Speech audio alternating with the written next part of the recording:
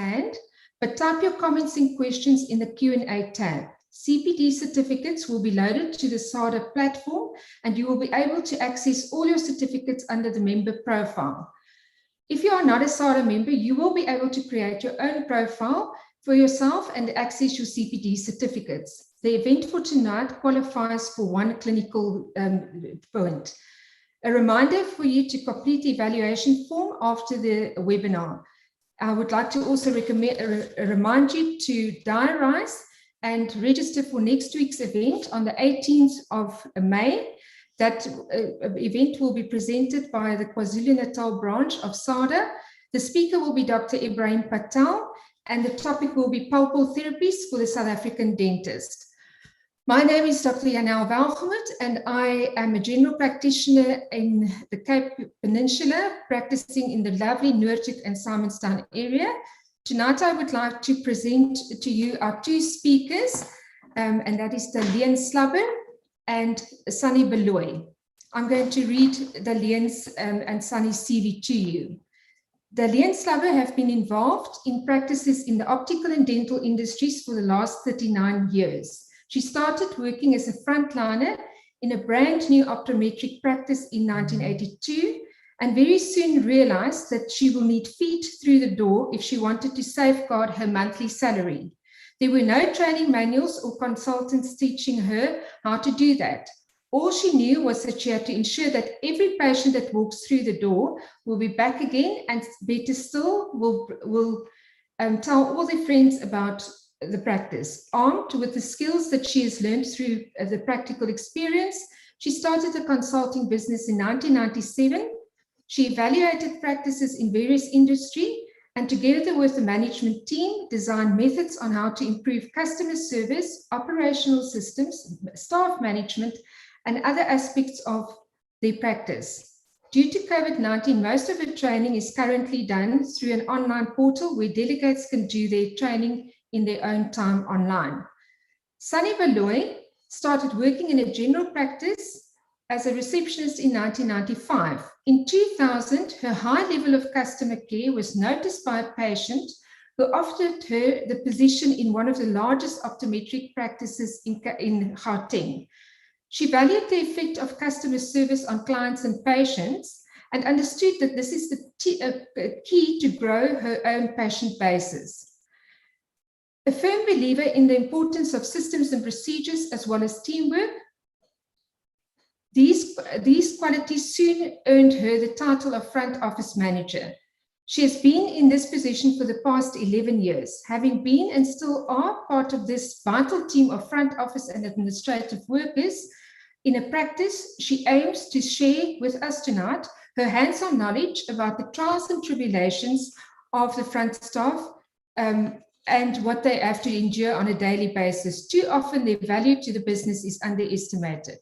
Daleen and Sanny, thank you very much for your time tonight, and we are looking forward to learn and listen to you.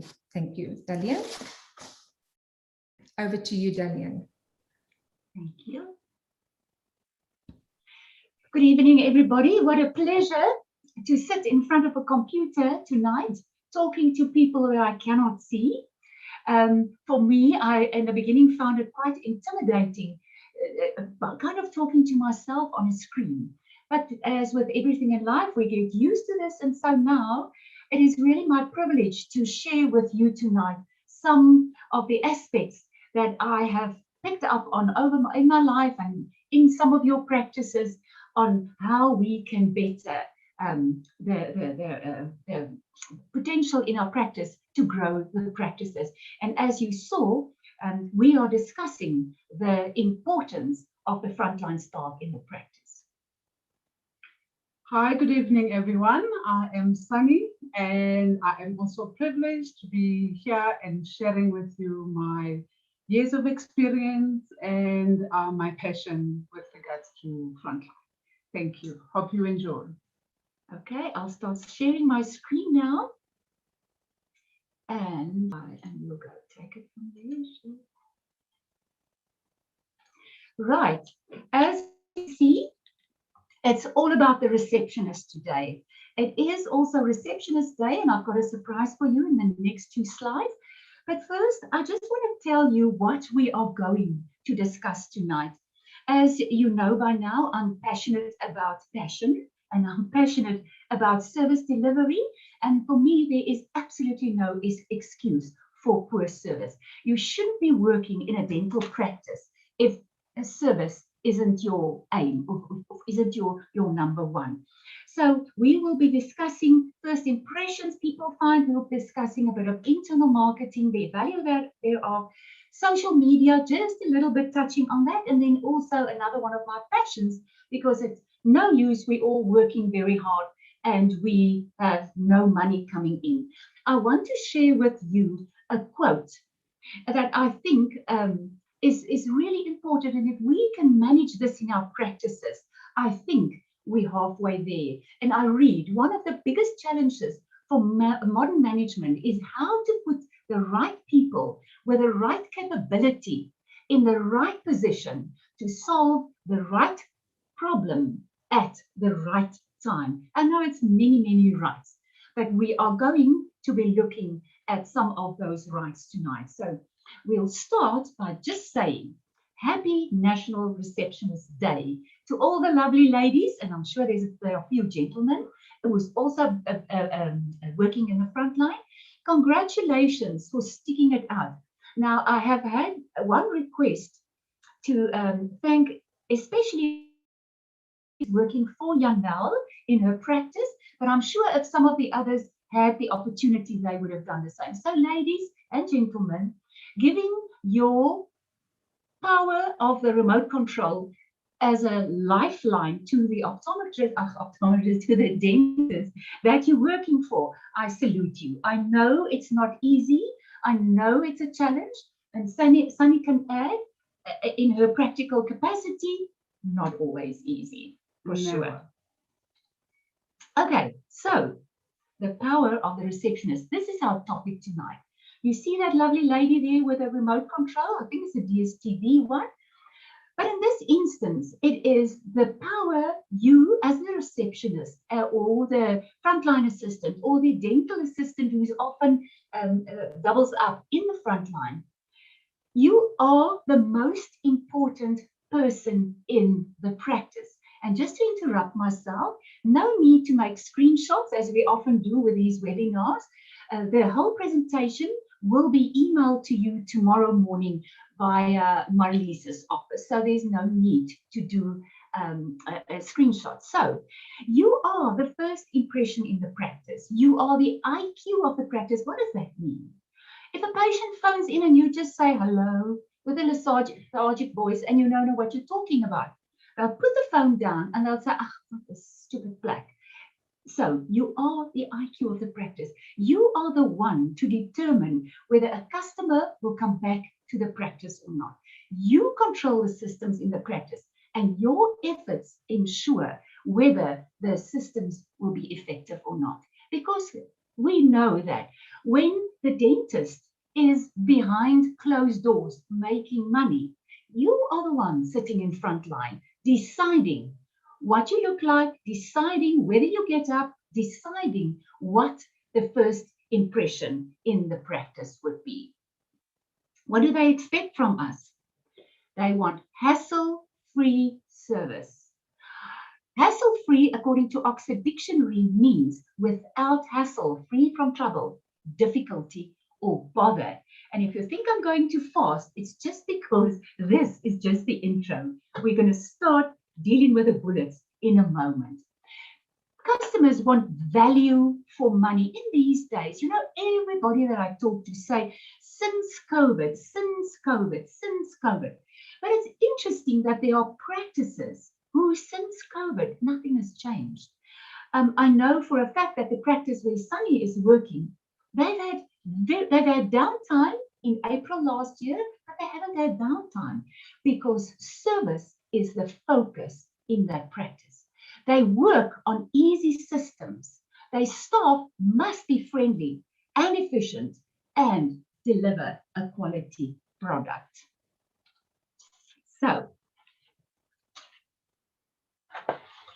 Sanny will tell us about this frontline scenario where she is really at the forefront of this war every single day of her life. And not only is she there, she's also managing the frontline in the practice. All right, with regards to greeting, body language, and attitude, I must say, with all my fellow receptionists out there listening, I understand that this isn't the first initial easy thing to do, but it's something that you kind of like learn and get into and ease into, because it's something that is quite pleasant for when your patient comes in. They get that smile, they get that energy that you actually are receiving them and you're waiting for them and you're willing to assist them. So I would put it in that manner with regards to greeting and and I agree with you. The energy that we portray. I mean, if people see you being tired, yes, we're wearing masks, and yes, we don't feel like wasting a smile on a customer, but we also know that that smile is in the whole body. So your body language is so important. And we can't say flirt with the eyes or smile with the eyes, then we'll get into trouble. But the whole facial expression, even with wearing a mask, and the whole body language and the welcoming, and we all know the rules of body language, leaning forward slightly, that is so, so vital. And then here's one that I know that Sanny is especially passionate about. Communication, right? It's one word that's quite easy for everyone, but it can get complicated in the practice, especially if I would say, with regards to your frontline staff, and in this instance, your dentist or the person that's behind closed doors. Because, for instance, if I may put an example, should you have a patient running late, how do we communicate that to the patient and be much more affectionate, but then be firm, and be able to can sort it out as quick as possible and as comfortable as possible for everyone. So communication between your patient and yourself, you should be able to can time yourself. Maybe but then be a rule in the practice to say, we've got a 5-minute rule. Should the patient not be here, then what is the next thing we do? So we would then pick up the phone, for instance. Hi, Mrs. Jones, this is Sanny from Dental Tech. Just checking to see if you're okay. We had an appointment for you today for 9 o'clock and I see you're not here. Is everything okay? Yeah, and then give her the opportunity to answer to their needs. Yeah, and then also say, for instance, she says, oh, I'm so sorry, because remember, we confirmed the appointment the day before. So we know that the patient really knows that they have the appointment. But say, for instance, on her way to school, there was an error, or the school phoned and said that the child fell off a jungle gym and she forgot everything, rushed to the school, and she's now on her way to the hospital. So for us to penalize, although we would want to penalize a patient for running late or not cancelling appointment, in this instance, I don't think it's fair. I think it's fair if they don't let you know that there are practices who does that, especially with habitual latecomers and people who just totally disregard the practice rules. But in this instance, you say, Mrs. Jones, don't you worry. Please take care of your child. Don't worry about that. I'll give you a call tomorrow morning and we'll reschedule. And then tomorrow morning, first thing you say is, oh, okay, this is Sanny. I'm phoning from Dental Tech and we are rescheduling your appointment. Of course, we will say, Mrs. Jones, please tell me, how is your child doing? Is everything okay? And then from there, so we show that we care, but we also show that we are determined to continue with this. The second thing is, of course, the other favorite that Sanny has, dealing on the war zone. With regards to your dentist running late, same applies with communication. There should be a system within the practice on how to communicate from the dental or the dentist rooms. You can say to the front desk or inform the front line that, you know what, I am going to be longer than we anticipated. And the receptionist in this regard can then communicate that well. I'm saying this mainly, especially now in this COVID times, people have time constraints. They need to be somewhere, they need to do something, they work from home. And they're nervous about sitting in Yes, they attend meetings on their cell phones and their Zoom. So they need to work around some kind of a time structure. So if we are running late, we need to communicate that to them so that they can also then restructure their whole maybe day or their visit with us. But Sanny, a typical thing, the dentist is running late, but he's not informing the front line. What would you do in that regard? What would you just wait and pray, or what would you do in that regard? In my experience, as I said, it's very crucial to communicate to the patient, whether it being, you know what, you acknowledge the fact that you are running late, apologize for being late, and then just ensuring that they are comfortable and you still have some time to then assist them. Or I know the people that Sanny is working for. So maybe she doesn't want to ask them, but I know she does. But I think there will be times where it is vital, because not always can a dentist put down his tools and run to reception and say, I'm sorry, I'm running a bit late. We can't always do that.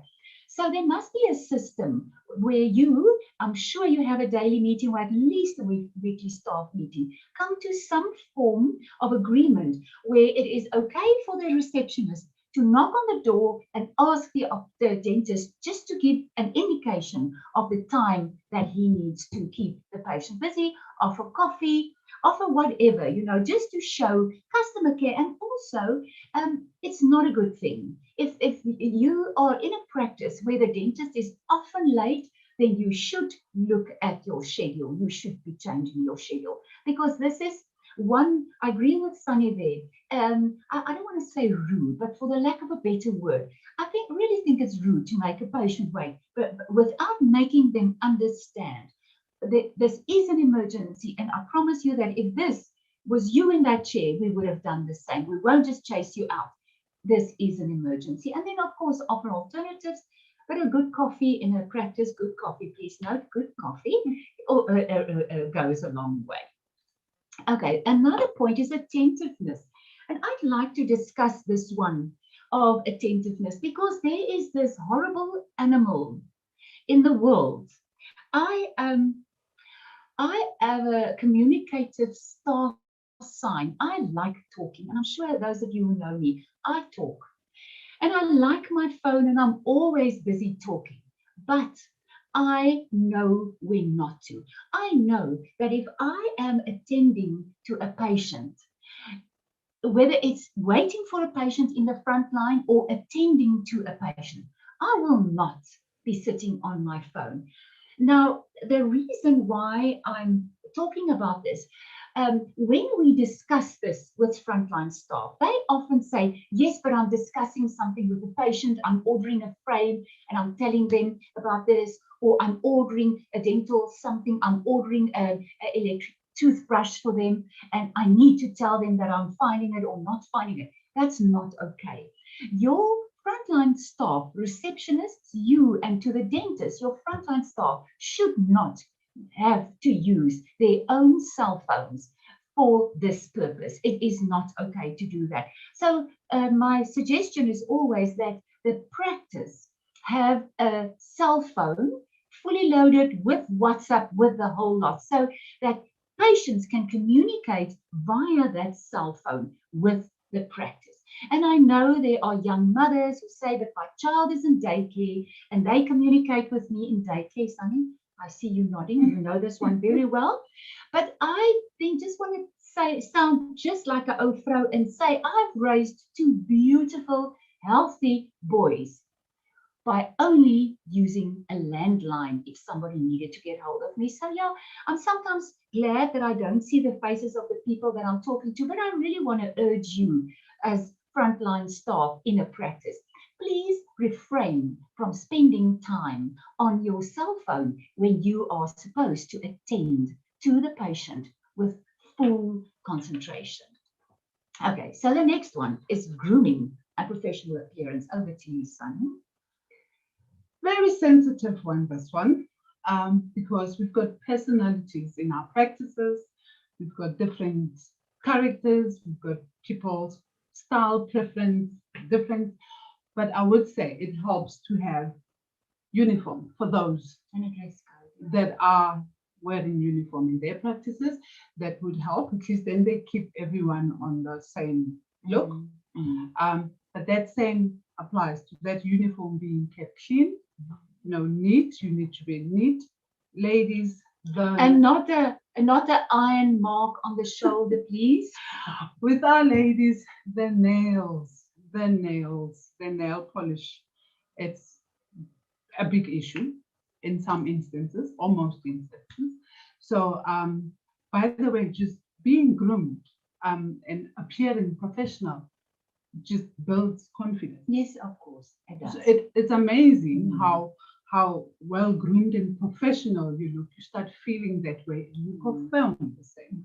Absolutely. I would say. And another thing that needs grooming, of course, is this thing. And maybe I can talk about this. I'm glad you can't see my desk because it's quite a mess around us here now with all the paperwork and the planning of the day. However, I kind of want to say it's organized chaos. Organized chaos is okay. If the work on your desk is current work in progress, then that's okay. But if you still have orders from 2 days ago or the groceries list for the practice, and it's whippy-keys and piles all over the show, it's not okay. Because remember, that patient that will walk into the practice and look at your desk will immediately see a disorganized practice without good systems. Yes, Sanny, you wanted to say something? With regards to that, there's an issue with, I don't know if people still using sticky notes. Sticky notes, washing line. They're everywhere on the workstation. Yes, it's important to make notes, but I think there would be or must be a better system on having your notes done. In this instance, I would recommend a book, which you can page through, you can close it. Some people use diaries, great, because you can always refer to a specific back to a specific date. So, Yeah, well, that washing line, I've often spoken about the washing line. Now, another one, listening without interrupting. If you are working in a practice, for like Janelle's, she's mentioned her receptionist has been working there almost since she was a young girl. And by now, I am quite convinced that when a patient walks through the door, and of course you did your thing and you got up. Remember, guys, we have got those muscles in our behinds that if you smile sitting down, yes, I know about masks, but they're going to go away hopefully one day. But if you get up, there is something different. The smile somehow reaches your eyes when you get up to smile. So please, we do that and then we start listening. But I know that by the third word, you know exactly what they want to say because you've been doing it for so long. But please refrain from interrupting. Please let them talk because remember, they have now prepared the speech that they really, really need to give you. So let them talk without interrupting. And then, as with the cell phone issue, giving them your undivided attention. It's fair to do that. They need your undivided attention because guess what?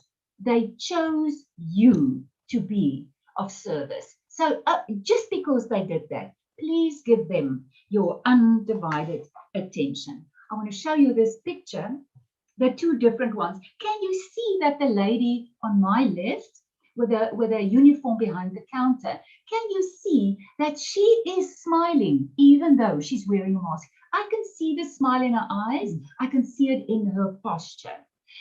So that's what we would like to see. And the lady on your right side is really the one that I would ask you to refrain from that. You know, I know of all these things, and I know what's my date, son? Right, in with almost all date. What's that thing? Tinder. I see that Tinder is really a big problem in practices, and I'm laughing about that, but I'm really noticing that it is unfair to your practice to do that. Now, moving on, to another subject is internal marketing. We're going on to internal marketing now. Now, internal marketing is none other than, as far as I'm concerned, great customer care. But internal marketing is also about, as we read there, about providing our employees with information that will focus their judgment and decisions on customer satisfaction. In the CD that Janelle read from me, and that is a serious story. I started working in a practice which was 4 months old, and there were no patients. It was an optometric practice, and the optometrist and I played Chinese checkers. You know, we didn't have cell phones, so we played Chinese checkers in those days to pass the time. We still had curtains, and there was this copper plow, what do you call that, on the door to show that this is an optometric practice. So it wasn't really easy. So he started playing golf, and I started being absolutely friendly and really just giving each and every person my very best, understanding that if they don't come back, I won't have a salary. And quickly that work started working for me. But the first point that we have there, dentists to set the example. Now, I don't know how many dentists are present here tonight, but and often I am being frowned upon for saying this, but the dentist, the way that the dentist treats his staff or employees or support staff or whatever you want to call them, should set the example of how he is expecting his staff to deal with customers. And I'm saying that again, the way that the dentist treats his staff should set the example for how the staff should be treating the patients. So if there is a breakdown in communication, it would be lovely to have a general meeting regarding this point, because it is really about that service. It's about being motivated to give the best service that you can. Going the extra mile. Why would I go the extra mile for somebody who doesn't really appreciate me? Now, I want to just interrupt myself again on this point. There are staff who feels that they are not being appreciated, but it's not always the case. Sanny, you manage them, you know that there are people in your frontline who feel that they're not being appreciated, but it's not the case, because you get prima donna people. Unfortunately, those prima donnas are normally very great with customers, but they're not good as a team member. So there are people who say, I'm the best in this practice and I'm not being appreciated. But the teamwork effort, ladies and gentlemen in the front line, your teamwork sets the stage for excellent service. Because if I drop the catch and you are there to pick it up, then we are a team and we're just so much stronger. Sanny, is ek reg as ek dit so sê? Definitely, absolutely. Yeah. This one, I know, staff training. You do it often. So talk to us about staff training. And why is staff training important? Besides the fact that I do staff training, I appreciate it. For myself and my fellow staff members. It's your basic or first platform on sharing information and sharing experiences in your own practice, and being able to can then identify anything that would be needed to be sorted out, maybe whether staff or from your patient base. And it's empowering to the staff, just by the way, with your staff training, because then that's when they get to know their product knowledge, then it increases, and they can also identify themselves in this training session. Now, it's so true. What I often see is when people do social media marketing, and I'm going to get to that point now. Now, we're advertising a special. We're advertising as, come in for this and you'll get this for free. And then, of course, the patients see that and they phone the practice. and then the staff doesn't know about it. It is just so unfair. It is unkind. And then patients finally say, "Oh, I'm not going to go to that place because they don't even know about their own special." And it happens regularly. And for that reason, I want to, and I'm going to mention it later again, but for me, having staff meetings, regular minuted staff meetings, I see that as something that a practice cannot move forward without doing that. Because if there's an issue and we just jump in there, discuss the issue, not everybody is present, then it's not this matter to be discussed. I mentioned to somebody yesterday who discussed the cell phone issue with me. And I mean, it doesn't really fall under internal marketing, but it is because it's customer service. And I said, discuss it in a meeting. And say, okay, if you don't like my rules and regulations, and I want you to put your phones away or lock it away in a safe and take it out during lunchtime or tea time or whatever the case may be.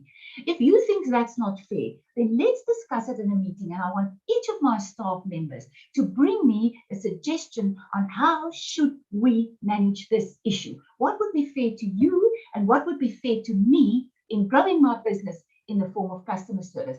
Now, the staff training session can often be part of a staff meeting.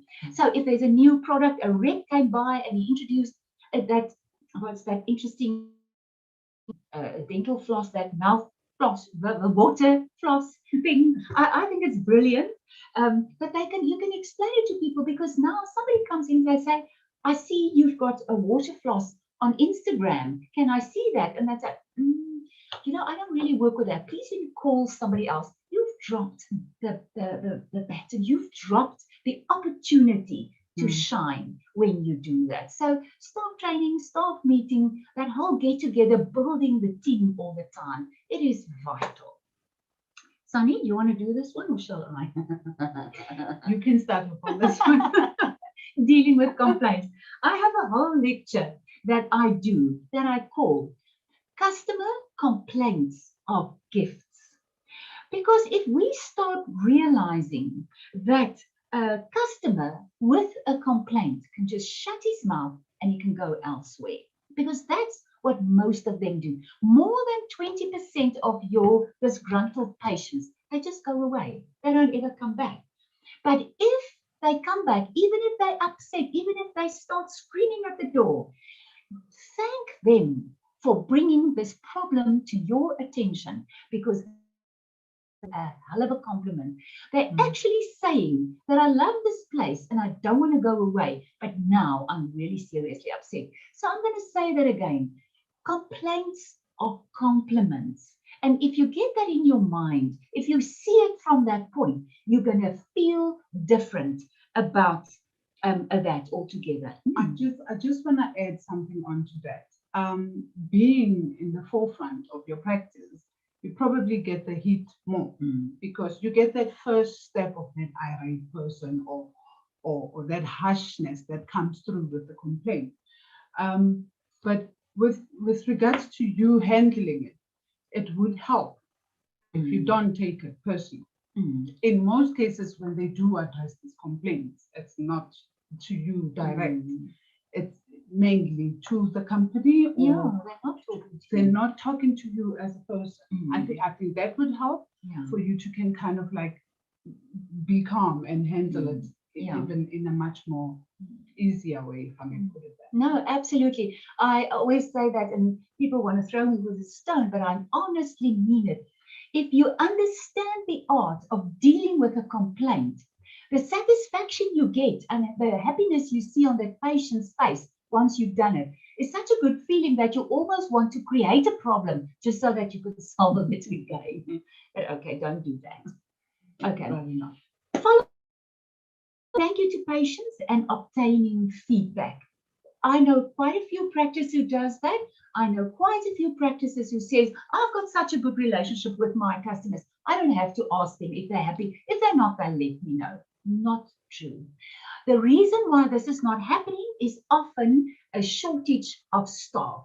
They say, I don't have enough people, or the practice is too busy. But how sad is that? because we're neglecting that vital part of internal marketing, because we're not showing appreciation to our patients after they've left the practice. It is so tragic then that 3 months later, when the season is more quiet, that all of a sudden we find ourselves, the book is not busy. So what has changed? While it wasn't busy, we did marketing, and all of a sudden we're busy. And now while we're busy, we're not marketing.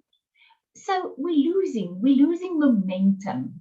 And that is why, honestly, doing a follow-up phone call after the day after the service. Remember, guys, of the dentists, if you hear the support staff, you know that you hurt us. You hurt people. And it's okay to phone me the following day and say, listen, how's that mouth feeling? Is it okay? But not how is your mouth? You know, how are you feeling today? You complained about this, and I'm just checking up on this. And if there is anything else I can assist you with, please don't hesitate to ask me. I'm here to help you. Showing appreciation and doing that. Some practices have surveys that they complete. Others have it as part of their websites. They send a message to the patient base saying that please click on this and go to our website and rate our service. And some people say, we're good, we've been here all along and our patients know us, we're not doing that. I think it's not a good idea, because more than 20% of your patient base leave you yearly because of poor service or inadequate service, and they go elsewhere.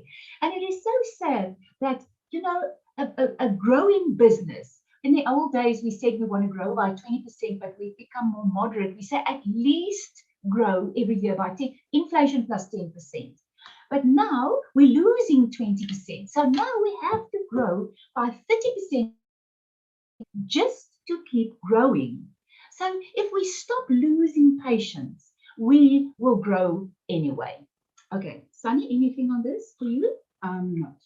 Okay. The effective recall system, we're not going to discuss now, as we're going to get into that later. Right, later's now. The market is tough, and it will remain so. If you do not recall patients, rest assured somebody else will do that for you. They will certainly do that for you. And they will get them, because if you don't understand the value of the recall system and use a method to match the patient's preference, what does that mean? Match a patient's preference. You have it on your list, on your questionnaire. No? So what does that mean? How do they choose? How do we know what the method is that the patient would prefer? In most cases, would be on your, I think, on your forms. Yeah. When they fill their details, we ask. Then there would be a portion in normal instances that do you prefer to be contacted by email, by SMS, by WhatsApp? Or phone call. Or phone call. Okay, and that is also vital, because we don't want to send them an SMS and then we get this phone call, but please take me off your register. We don't want that, because it's just embarrassing. Pre-booking the appointments. Most dentists that I know does the pre-booking system. Some say, no, we don't have to, our people phone us, but I like the pre-booking system. The only thing is they do pre-bookings and then they phone, just like with the other patients, the day before to say that I'm just reminding you of your patient tomorrow, of your appointment tomorrow. That's not on. That's not good enough. If you remind a pre-booked patient of their appointment, the pre-booked appointment, you do it a week before. And the reason for that is, remember, they'd long forgotten about that appointment. Maybe they put it in a diary, but it's not in the forefront of their minds. So phone them ahead and say, appointment, I will phone you one day prior to the appointment again. But they will probably want to reschedule, etc., etc. Just keep that in mind. People's diaries are not always up to date. Relate the contents of the message. If they came in for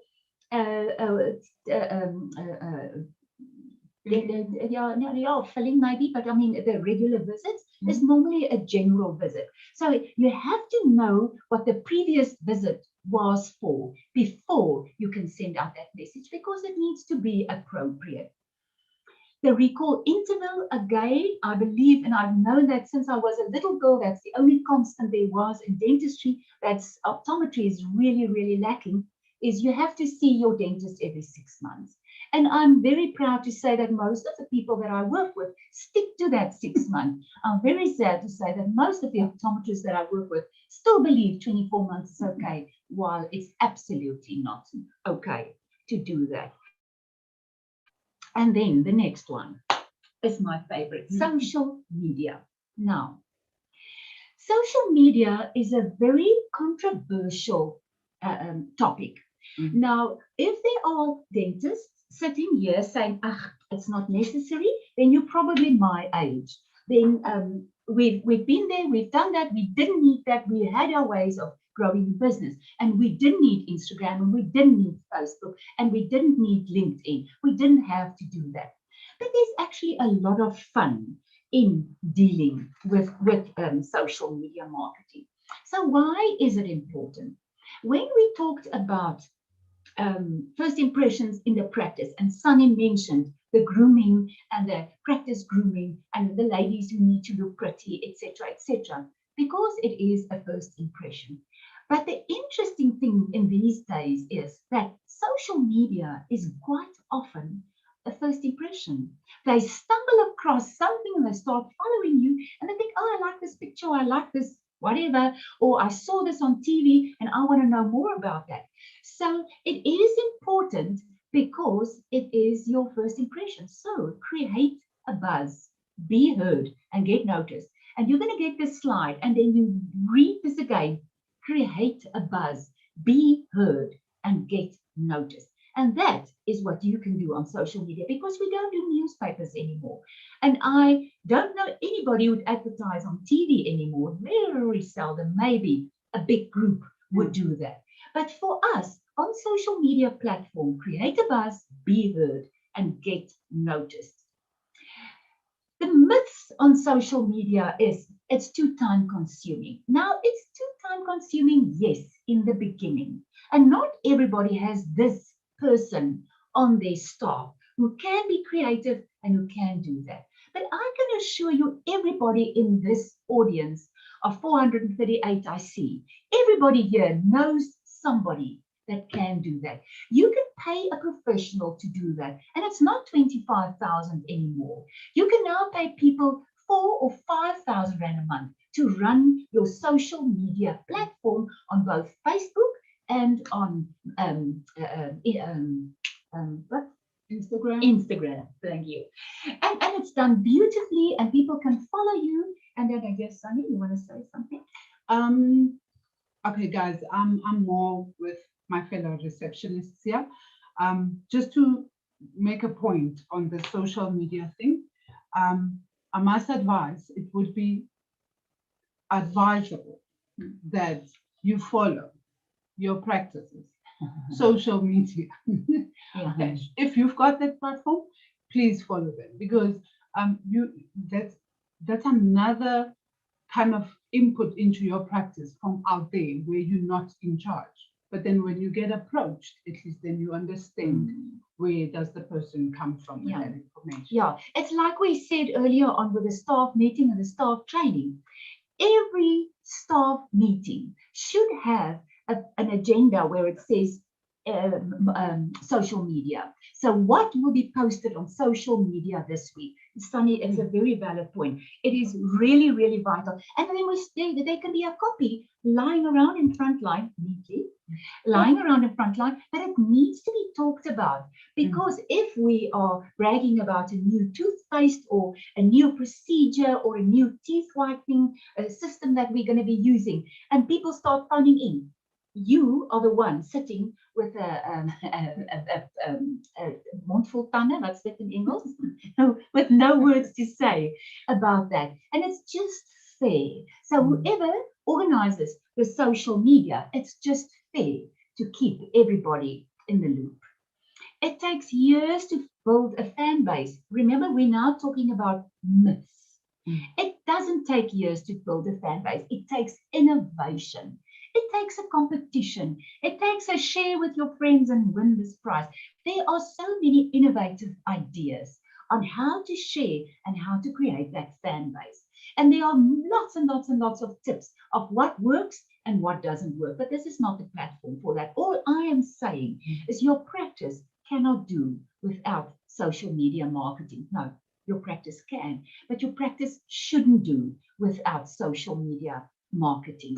And it's fun. It's really fun. And you can have 2 or 3 people sitting together and say, what are we going to do this week? And give this to whoever compiles your post. It is fun. And it's like to brag and your staff can share. It is really a fun thing. They say that we cannot measure the return on investment, which may be true.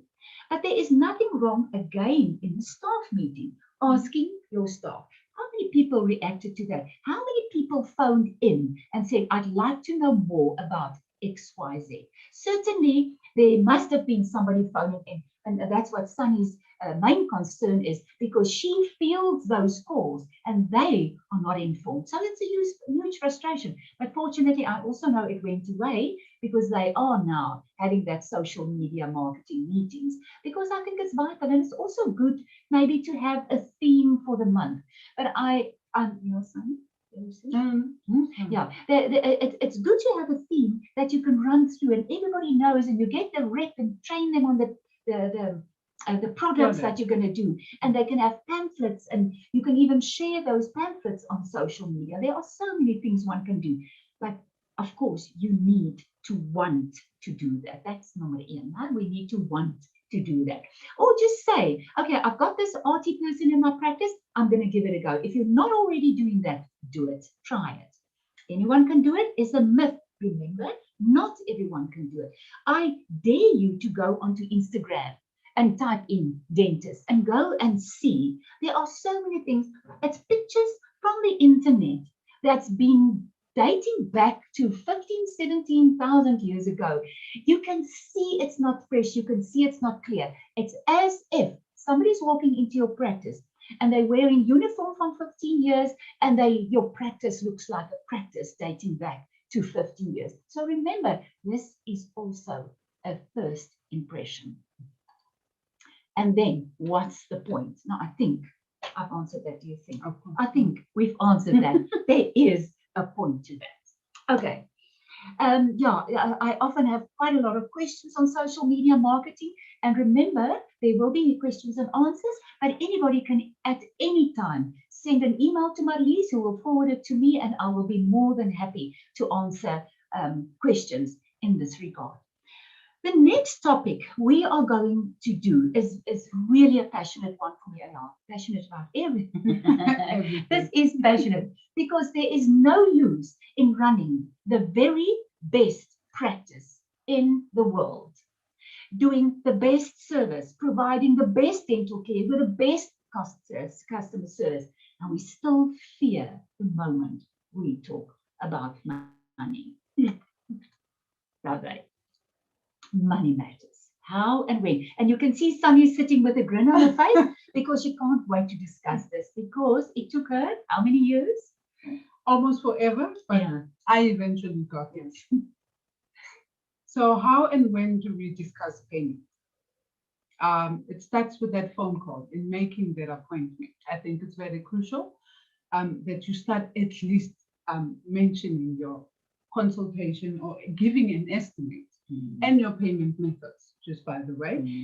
If you are a practice dealing with medical aids, maybe you should then give an indication whether you are contracted in or affiliated with that medical aid, so that they are aware.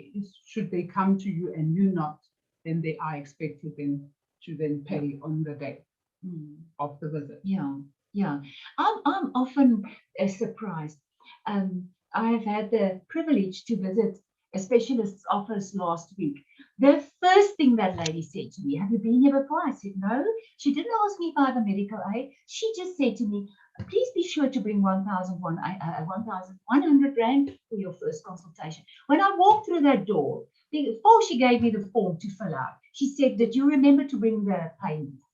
I said, yes, I did. She said, you can claim it back from a medical aid. We will even assist you. And then I felt better because I really don't know how to claim from my own medical aid, because people always do that. at medical services. And she offered, and she did, and the very next morning I had proof of the submission, and I was very impressed when actually I laughed about this asking. But as Sanny says, it is vital on that initial phone call. Unless you're running a business where it's a non-profit organization and you don't like giving business away, we have to discuss the money matters with patients. So we have to have a foolproof process in place, ensuring that if applicable, all invoices are submitted to the medical aid. Now, I just want to make a step back one bit. It is interesting for me that more and more optometrists and more dentists are completely moving away from dealing with medical aid, just because it is such a difficult matter and there are so many rules and regulations and it's so hard to keep up. Discovery is the one wit broodjie that if you say discovery, they kind of still okay to make use of you. But other than that, we have to have a foolproof process, which starts with point number one, which starts with discussing how exactly are we going to do this. So this foolproof process, of course, that is a myth, because there isn't a foolproof process. I know many practices who says, no, cash only. We don't have a debtors. We don't have a debtors book. It's a cash only practice, but that's not reality. We all, everybody, if you are in the service industry, go check. If you think you don't have debtors, dentists, please ask one of your ladies, please can you bring me a detailed age analysis? I would like to have a look at that. And for that reason, if you're dealing with medical aid, we have to ensure that those claims are submitted to the medical aid. And for that, Sanny has a very good suggestion on how they're doing it in their practice. Sanny, can you tell us that, please? Sorry, On submitting, ensuring that we submit all the claims. Okay, so with what we're using, the system that we're using currently, with your submission on your claims, you keep record, or should I say an invoice, maybe, you keep record on what is submitted on the day. We know medical aids usually nowadays, they would process their claims weekly. Yeah. So then it gives you a chance, by this week, this invoice or this claim should be out of my file. So there's a file system. If some of you still are using, or you can just use the daily report. Or a daily. Yeah, you don't have to have the invoices. You can basically print the daily report with a list of all the invoices and compare it to the appointment book, because all the patients are in the appointment book. The daily report has a list of all the invoices that were generated, and if there's a name in the appointment book without an invoice, we know something is wrong. So that is a foolproof. Well, foolproof, nothing is foolproof, but I mean it's a good system. Indication. Yeah, a good indication, and then a proper collection process. It's often the sweetest patients who do not pay, or they promise to pay, or they promise to pay 1,000 Rand a month, and even if the bill is 60,000 Rand. So it's a very sad thing, and it's very good, dentists, not to be involved in that, and let your staff please deal with this matter. Let them deal with this collection process. I have detailed information on a very thorough collection process, which we will not be discussing tonight, Sanny. Proper collection. Those patients that are very sweet, how to deal with them. Yeah, it's normally the family and friends. Family and friends, I wanted to say family and friends. They are the ones who gives us the most kopseer. They're the ones. That's why I'm saying, please, dentists, do not interrupt here. Do not interfere with this. Let the collection process happen. And get a company like, I don't get commission for them, by the way. I should actually tell them because I refer so many people to them. But LexMed is a brilliant system that if your patients aren't paying, hand them over to LexMed. It's a computer-based thing, and contact them on the internet. They are available there. But hand over patients who are bad payers, because it's showing that they don't respect you. And yes, maybe I'm a bit strict with this, but I know that you're giving your best. Your staff, they're all giving their best. The reception staff, they're taking the hammering for everybody. So please ensure that when people owe you money, let them pay that money. Now, the last topic for the evening is delegating versus policing. It's got to do with management style. Now, I often say there are two types of managers. The one is a let us do this, and the other one is a you must do that. Now, those two styles, the one empowers people, and you will be able, dentists, to go away on holiday. Reception staff, when people delegate a task to you and they allow you to complete this task, then you feel appreciated. You feel that somebody valued your opinion and your skill. So knowing how and when to assign tasks to the right people is a valuable skill. An effective manager, and I'm reading, can delegate authority to team members and arrange follow-up sessions to ensure that they complete the task at hand. So, no, I'm not saying, Sanny, I want you to do X, Y, and Z, and now I go on holiday. That's not fair. There are a few steps we'll be looking at just now. A policeman, on the other hand, assigns tasks, but does not allow the team member to complete it without constantly criticizing or interfering. So let's have a look at the difference between these two. So delegation would assign a task.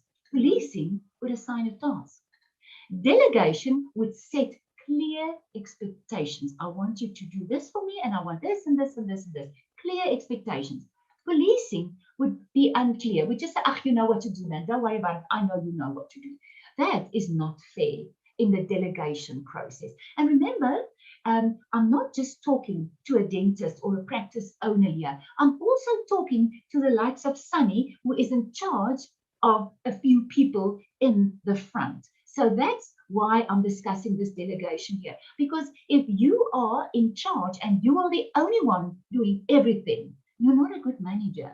You are actually a sad case. You are not a good manager. So you need to empower people to do these things, and therefore request progress reports with reasonable interviews. And that, of course, I'm now at delegation number 3, progress reports with reasonable interviews, meaning that I say, I want you to do the following, and on Thursday afternoon, we will be looking at how far you're going, and you can ask me for help.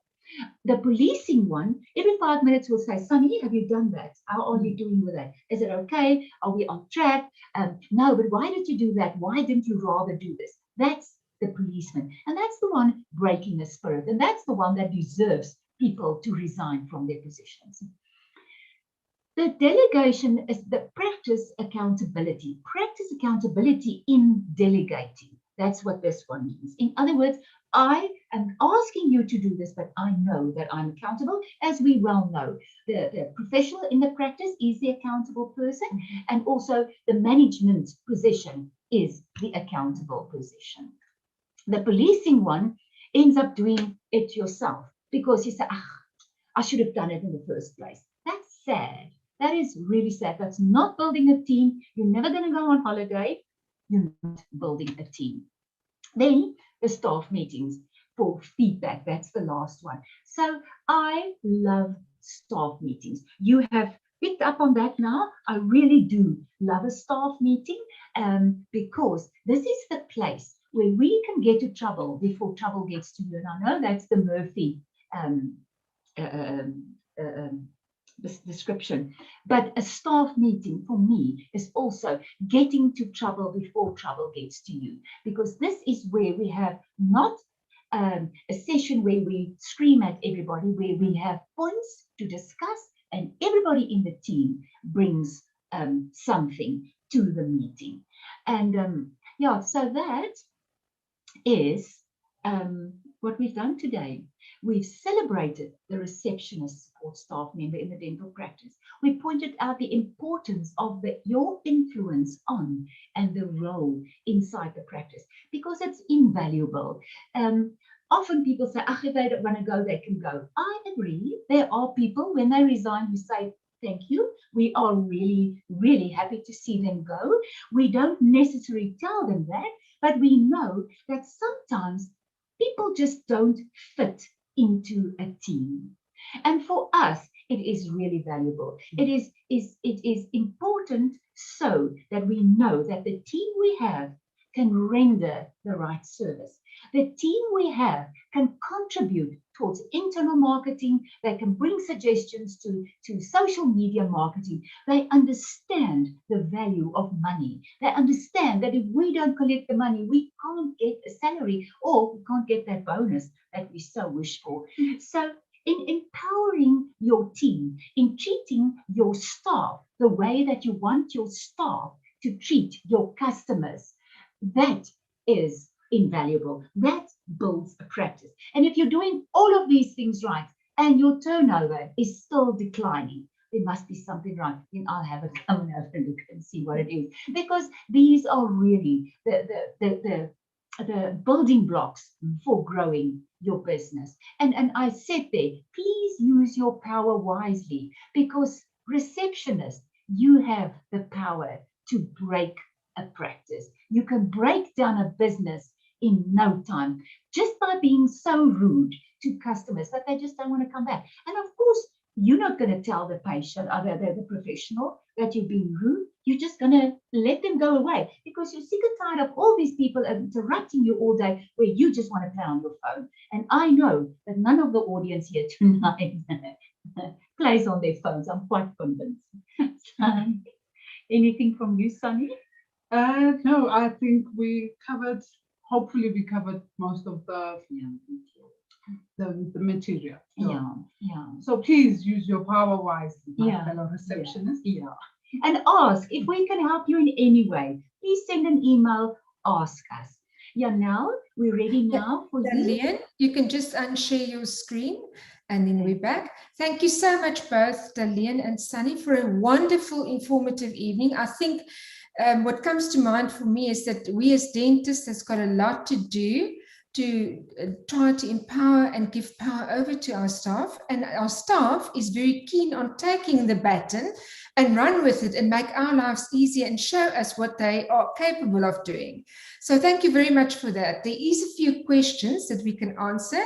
I've got a few, but we'll start with the attendees' questions. The first one is, how does one deal with an excellent receptionist who rocks up at work on many occasions with a neck full of love bites? That's an interesting one. How do you deal with that, Daleen? Okay. Remember, I'm old school. Now, I love technology. I love enthusiasm. I love great the atmosphere at work. But there are a few things. One of them is a tattoo mark. Now, first of all, Janelle, to answer you, this starts in the interview. As with Money Matters starting on the first phone call, this starts in the interview. It starts in that thing that you give your employees to read before they even start, where you say, I don't mind your tattoos, but I don't want to see them. I don't mind your love bites, but I never want to see them. And if it's a hopefully 39-degree hot day in your practice, and the air cons are failing, I will give them a winter scarf to say, I suggest to wear this today because this is not on.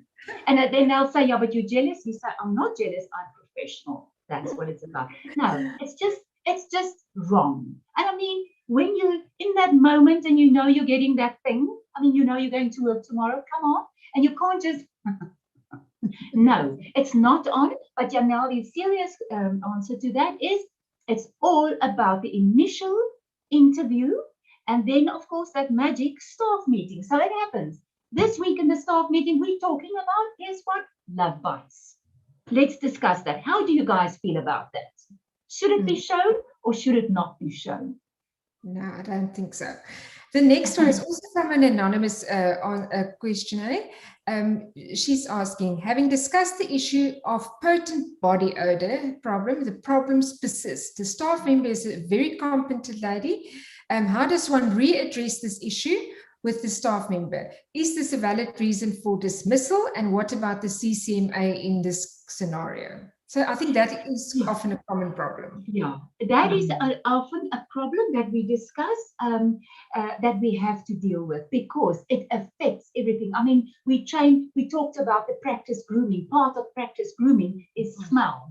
It's the smell. So definitely it needs to be addressed, but in private. I think that if it's been addressed and it's been addressed again, now this is the time where I say, Janelle, I want to have coffee with you. Come, let's go and have a coffee. And then we say, you know, we've discussed it before. I am prepared to send you for a medical examination because I value you as an employee, but this is not on. We can't do that. But also, what I've had to deal with in the past, there was exactly the scenario of somebody, it was in Namibia, where somebody had this problem. And then when I spoke to this girl, she said to me that she walks 24, no, I'm lying, not 24 kilometers, 2.4 kilometers in the Namibian heat towards a taxi. And that's what she does every day. So she leaves the home smelling nicely. So what we've done with her, we've arranged with somebody close to the practice and said, please, can she go there? She has a shower, she dresses up, she smells nicely, and it took it away, because sometimes there are circumstances, sad circumstances, but if it's a body odor thing, if it's a bad breath, something, offer to help him, to go to a doctor, but it cannot continue that way. So it's unfortunately one of those uncomfortable things. It's got to be addressed. It's got to go away. Even if it's in the clothes, sometimes it's in the clothes. Sometimes it's just reeking clothes. And then maybe you can offer and say, okay, I'm going to keep your clothes here at the practice. I will see to it that it's here every morning. Come to the practice in whatever you wear and dress up here.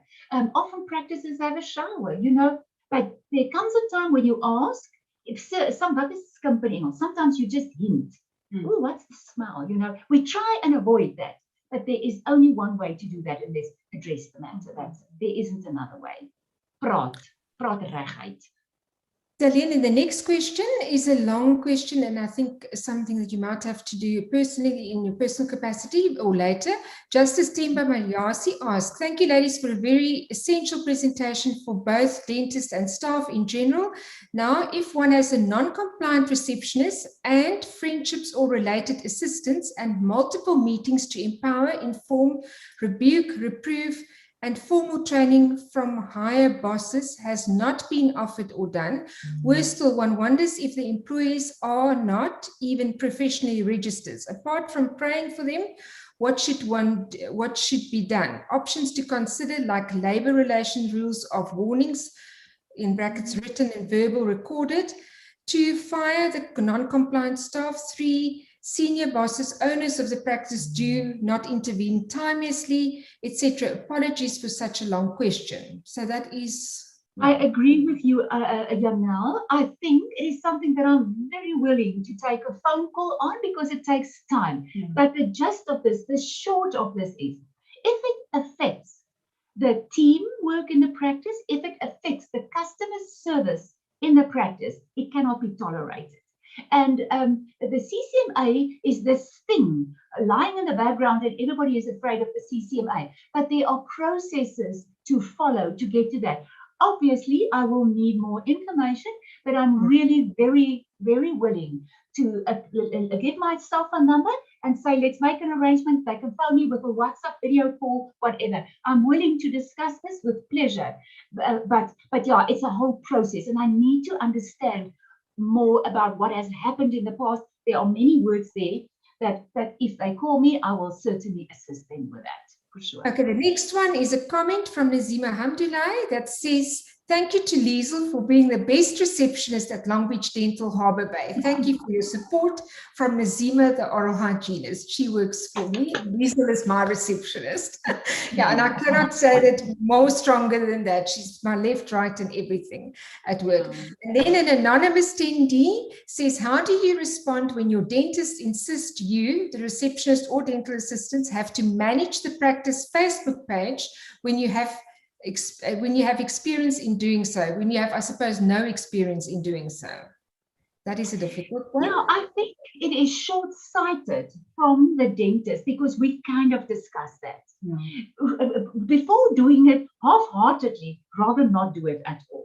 That is my whole take on social media. If it's not done well, please don't do it at all. Because remember, it's a first impression. As same as your website, I didn't even say website.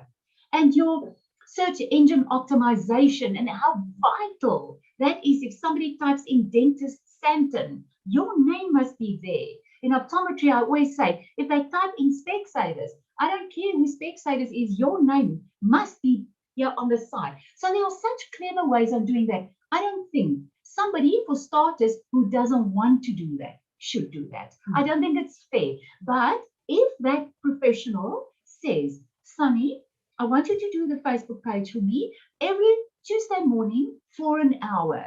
You can take time off, sit in an office and do this, present it to us in a meeting, and then we take it from there. But it's not fair to make them do that in the run of the mill, especially if it's a busy practice. That's not fair.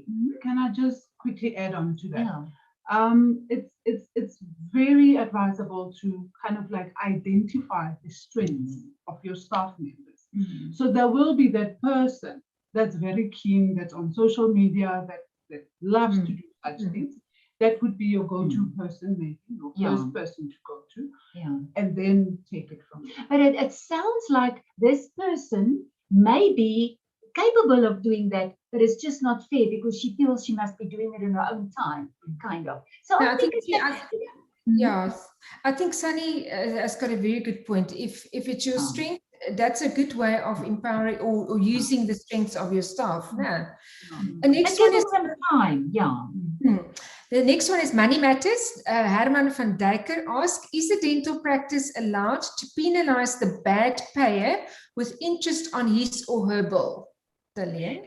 Again, it depends on that form that they fill in before they start doing business with a practice. If your patient questionnaire says, in the event that your bill is not paid on time, an interest rate of X amount will be charged. If that is in the signed contract, yes, you can. If they didn't agree to that, you can try it, but when they moan, you'll have to take it back. Not everybody moans because they feel guilty, but you can get away with it. But if the patient says, nowhere did I agree to pay any form of interest, then you can't. However, in that case, if they're not paying their account and they are a late payer or they are late payers and they interest need to be charged, then give it to Lexmed because they can. Because again, in your patient initial questionnaire that they sign, all of these things, that's why it's so important to have all of these things in place. Another one on Money Matters. Anonymous asks, I discuss accounts with the patients, but I'm always being blamed when accounts are not paid. There's only so much I can do. I think a lot of receptionists. I hear them. I go there. I still work at practices, and I'm the windgat saying, "Give me that book. Let me do this for you." It's a big job. But if you follow the rules, and again, I'm saying I have a whole set of rules on when, like Sunny said, when we discussed that, and the initial phone call, people must never be able to say, I didn't know. So if they come to the practice, they know what the cost of the first consultation would be without the x-rays, and then the dentist would say, I need to take x-rays. The cost of these x-rays will be approximately this. Can we go ahead to do that? It's uncomfortable. It's much nicer to just do the job and let the staff sort out the rest. But every step in the process where cost is incurred should be discussed. Then it shouldn't happen. But again, I'm very willing to send a lot of information or let them call me. I would enjoy having these discussions with them. Daleen, for myself, I would like to say, I would like to ask, who handles the complaints in a practice, a small practice where you don't have a practice manager? It's basically reception, dental assistant, and dentist. Yeah. Who handles the complaints? Okay, if a patient complains about dental work that was done, that'll be you. That will be you, because none of the front staff will be able or should, not even the dental assistant, should be answering that. So that should be referred to the professional. If it's a complaint about an appointment or complaint about something that one of the front staff members do, the person who will have to deal with that complaint is the person that the patient attacks. You saw, Sanny. She will be the one. She sits right in front. She's normally the one that will have to deal with it. And you really need to know how to deal with it. And Sanny mentioned earlier, not to take it personally. Remember, you are not that important, receptionist. Yes, you are. But I mean, for this case, you are not that important. They're not talking to you. They're talking to the practice. You are merely the face of the practice for that moment. So yeah, everybody should be empowered. And again, if you have that issue with a difficult customer, guess what we'll be discussing in the staff meeting this week? How do we deal with difficult customers? Crying is not an option. You have to lift your chin and you have to do this thing. And then we had a comment now from us, assume pertaining to the previous question regarding the interest on accounts. This is from Achilles Moyes. It says we are not banks, true, and we cannot charge interest. Then he or she recommends that should we call it a late payment fee? Is that legal? Can we do that? If it's in that contract that the patient signs, I think it's another thing. I think it's lovely. I like that. Interest is kind of like a penalty, but a late payment fee is also a penalty, but it sounds better. It sounds like it's your fault, not mine. But again, what I'm saying is, the best way to avoid all of that is to get the payment processes and systems in place so that we don't get there, because it is always trouble. And the thing is, once we start charging interest, we lose those patients. They get upset with us and they go away. So then you may as well hand them over to Lexmed. Lexmed will blacklist them. At least they can't buy a TV with the money that they were supposed to pay you. You know, so yeah, it's a difficult one, and it's a thing for a whole session talking about money matters. It's really it's a lot of information. But again, I'm saying I don't have all the answers, but I've got a lot of experience. So does Sanny. I love how my head just ducks away. and no, but I'm really willing to discuss or any of these matters. But yes, I think that is a very, very nice way to call it a late payment penalty. I think it's great. And Daleen, another question from me is staff meetings. How often should one have a staff meeting, and what time of the day is the best time for a staff meeting? Depending on the amount of people working in your practice. And you know, if you're a bigger practice, in Sanny's practice, I think you have 24 people, 27 people. Now, there are people with a morning off and an afternoon off, and there are shifts. And it's very difficult to get them together. So for them, it's really difficult. I believe that if we ask employees to come in half an hour early on a certain day of the week, Fridays, normally all people are there because some people are off on a Saturday. So on a Friday morning, or even on a Monday morning, or whenever everybody is in the practice, ask them to come half an hour early to do the staff meeting. And then you, as the professional, man, how bad is it? Koop 'n Sasko pakkie and bake them 12 or 24 or 20 credits and whatever. Bake muffins, bring muffins, and everybody have coffee together. And that also opens the floor to a nice discussion instead of sitting with an agenda and you can't talk now because you're out of line. That's not what the ideal is. The ideal is to have a discussion where you build the practice and you help fix problems that you have.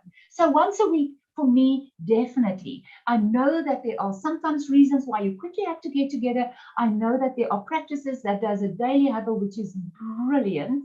But I also know that there are lots of practices who says, no, we can't do that.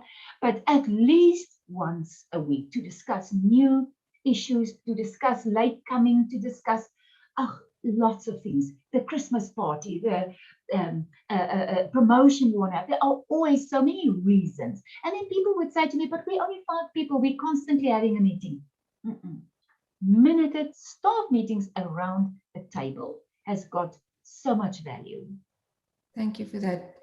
Daleen, Janie Kotze asked a very interesting question. She asked, what is the best way to answer the phone, for example, in multiple languages or rather just one?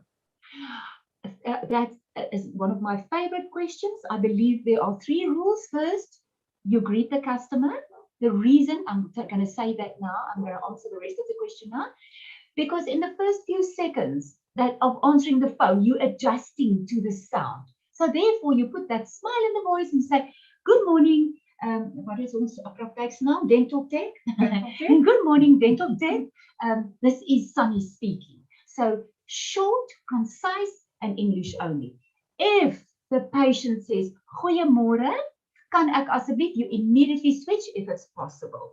Or if you cannot speak Afrikaans and there are people in the practice that can, you will say that I am not able to answer your question in Afrikaans, but we have staff members that will be glad to help you. Please hold the line. I'm now putting you through to Sanny. So avoiding that language thing, because if we start using multiple languages, I mean, have you got any idea what that's going to sound? How many are we? 11. No, how many do we have? It's too much. So English is the business language in South Africa.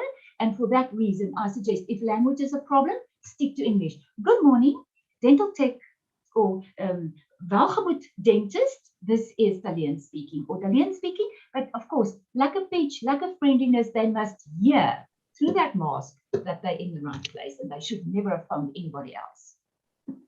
Great. Natasha Smith asks or says, thank you for your time and effort. It was very informative. Hope to have many more webinars with you ladies. Thank you for your, our wonderful receptionist, Beverly, at Dr. Grady's practice in Plettenberg Bay. There we are. And then another anonymous attendee asks, what is a fair time to expect staff to be at work? Example, when the practice opens at 9. 8:45. The law says, but again, guys, contracts. In the contract, it says your official working time is 9 o'clock. 9 o'clock means my computer is switched on, all the equipment in the practice is switched on. I am ready to get up and smile. I'm not ready to switch on the kettle in the kitchen now. Now that part's done. And for that reason, I am in the practice at 8:45. I do the coffee and the switching on and how was your date last night? So 9 o'clock, I'm sitting at my desk and I'm ready to work. Great. That's fantastic. Thank you. That seems to be all the questions answered. That was quite a few questions. Well done, ladies. You've done an exceptional task of inspiring the staff. Like I said, giving some tasks to the dentists to do. And we really hope that we will see you soon on this platform again. Thank you so much. And thank you for everyone. It was lovely. I would love to know, maybe as an afterthought, I would like to know in the end how many dentists and how many receptionists was here. I'd just like to know, because I'm expecting a few stone throws from a few dentists, because I said you're the example. I know dentists don't like that. So one more question before you go. That is also a good one. This lady would like to know, can she have tea or coffee at reception? Can you have a cup of tea or coffee? Not. No. I know Sanny has got a big problem. She's got 3 people with her in the front desk, and in winter time. The answer is no. I know they do that, but no. You know what I use an excuse is computers. What if you spill that on your computer? It happens. I know it happens. But then they say, no, but it's the iPad. I just wipe it off. The answer, I have to stick to my guns and say no. But I know how it feels to walk into the practice and it's a cold winter morning and I walk around with my mug and then they say, I thought we're not allowed to drink coffee. I say, oh, sorry. And then I go back. I know that is a big thing, but it's a relaxed thing. And you should have a space in your practice where you can sit down, even if it's for 2 minutes. And if you drink coffee like me, boiling hot, 4 minutes at least, just sit down, take a breath, have that coffee, and then go back. And I mean, especially in a practice where there's more than one person at the front desk. Say, listen, I can see you need a coffee. Go and have a coffee. I'll cover. Yeah. Thank you very much, ladies, and thank you for everyone attending tonight. It was really informative. I just wanted to remind you all about the webinar next week on the 18th. That will be Dr. Patel of the SADA KwaZulu-Natal branch. I think the emails has been sent out, so you can just diarize and register for that webinar. And with that, we conclude tonight. Thank you very much, everyone. Bye. Thank you, everybody. Thank you for the opportunity. Thank you, ladies, for a very entertaining evening.